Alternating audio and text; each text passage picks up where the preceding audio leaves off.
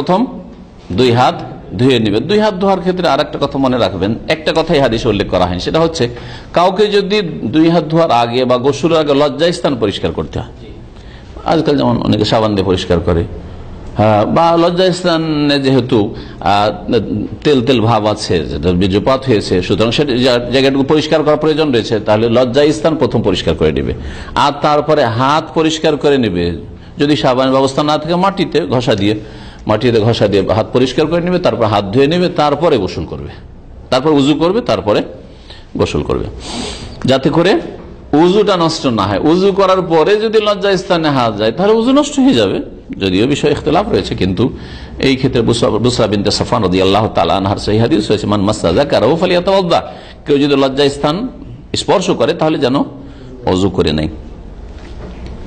এই হাদিস থেকে বোঝা গেল যে স্বামী স্ত্রী পরস্পরের লজ্জাস্থান দেখতে পারে, জায়েজ রয়েছে, কারণ দুইজনে একসাথে গোসল করছেন।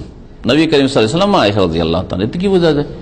মানে কাপড় দিয়ে একবার ঢেকে গোসল করছেন, দিন এই কঠোরতা নেই। স্বামী স্ত্রীর ক্ষেত্রে নজর দেওয়ার ক্ষেত্রে কোনো বাধা নেই যে এই অঙ্গ দেখা যাবে না, এতটা পর্যন্ত দেখা যাবে, এরকম কোনো বাধা নেই, একমাত্র স্বামী স্ত্রীর ক্ষেত্রে। বাকি প্রত্যেকের ক্ষেত্রে সীমানা রয়েছে, কতদূর পর্যন্ত দেখা যেতে পারে। জি, আপন ছেলে হইল, নাবালক হইলেও এই ক্ষেত্রে, জি হ্যাঁ, এসব বিধিবিধান রয়েছে। 8 প্রকারের নজরের কথা এই ভাষ্যকারী বুলুগুল মারামের শারহে উল্লেখ করেছেন, কিতাবুন নেকার ব্যাখ্যাতে আছে। তো আমাদের সময়ের স্বল্পতার কারণে গত কয়েক সপ্তাহ আগে ওই বিষয়গুলি কাছাকাছি এসেছিল, ওই যে পাত্রী দেখার ক্ষেত্রে, কিন্তু বিষয়টি উল্লেখ করা হয়নি। কিন্তু ইঙ্গিতে শুধু বললাম যে 8 প্রকারের নজর, আর প্রত্যেকটির বিধান আলাদা আলাদা। তার মধ্যে স্বামী স্ত্রীর মাঝে দেখার ক্ষেত্রে মাথা থেকে পা পর্যন্ত কোনো অঙ্গের ক্ষেত্রে বাধা নিষেধ নেই।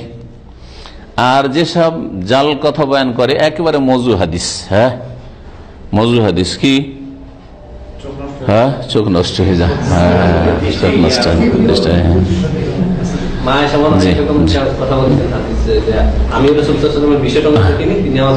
হাদিস, ওইটা জয়ীফ। আর বাকি ওইটা যে রয়েছে যে আওরাতের দিকে, লজ্জাস্থানের দিকে তাকালে ইউরেসুল আমা, এই হাদিসটা জাল, মানে অন্ধ হয়ে যায় মানুষ, হ্যাঁ দৃষ্টি শক্তি চলে যায়, এটা হচ্ছে জাল কথা, মিথ্যা কথা। তবে আরেকটা কথা মনে রাখেন, সাবালক ছেলেরা, হ্যাঁ, আর যাদের পরিবার সাথে নেই বা এমনিও নিজের লজ্জাস্থানের দিকে বারবার তাকানো, এটা আপনার জন্য ক্ষতিকর। এটা স্বাস্থ্যগত কথা মনে রাখেন, শরীয়তগত বলছি না। বারবার বারবার তাকানো ক্ষতিকর, চারিত্রিক দিক থেকে ক্ষতিকর। হ্যাঁ, ফিজিক্যাল মানে দৈহিক না, চারিত্রিক দিক থেকে। আর যারা বারবার লজ্জাস্থানে তাকায় তাদের কামভাব আসতে পারে, ওই দিকে ধান্দা আসতে পারে, যার ফলে যখন খোরাক না পাবে তখন হস্তমৈথুন করতে পারে।